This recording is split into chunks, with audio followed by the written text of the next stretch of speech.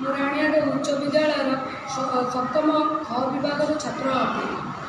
ମୁଁ ଆଜି ଗପ କହିବାକୁ ଚାହୁଁଛି ଯେ ଅଳସୁଆ ଦୁଃଖ ପରେ। ଗୋଟିଏ ନଦୀରେ ତିନୋଟି ମାଛ ଥିଲେ। ଜଣଙ୍କର ନାଁ ଇନା, ଜଣଙ୍କର ମିନା, ଆଉ ଜଣଙ୍କର ଟିନା। ଇନା ମିନା ଦୁଇ ଜଣ ମାଛ ଥିଲେ। ସେମାନେ ଦୁଇ ଜଣ ବହୁତ ସୁସ୍ଥ ସବଳ ଏବଂ ଫୁର୍ତ୍ତି ଥିଲେ। କିନ୍ତୁ ଯେଉଁ ଟିନା ବୋଲି ଗୋଟେ ମାଛ ଥିଲା, ସେ ବହୁତ ଅଳସୁଆ ଥିଲା। ସେ ବହୁତ ସବୁ ସମୟ ଶୋଇ ରୁହେ। ଟିନା ମିନା ସବୁବେଳେ ଖାଦ୍ୟ ସଂଗ୍ରହ କରି ଆଣନ୍ତି, କିନ୍ତୁ ଟିନା ସବୁବେଳେ ତାକୁ ଖାଇକି ଶୋଇ ରହେ। ଥରେ ଗୋଟେ ଶିକାରୀ ସେ ନଦୀ କୂଳକୁ ଆସିଥିଲେ। ଜଣେ କେଉଟ ନଦୀ କୂଳକୁ ଆସିଥିଲା।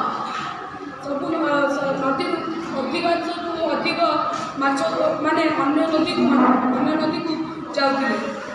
ସେତିକିବେଳେ ଗୋଟିଏ ମାଛ ଇନା ମିନା ଓ ଟିନାକୁ କହିଲା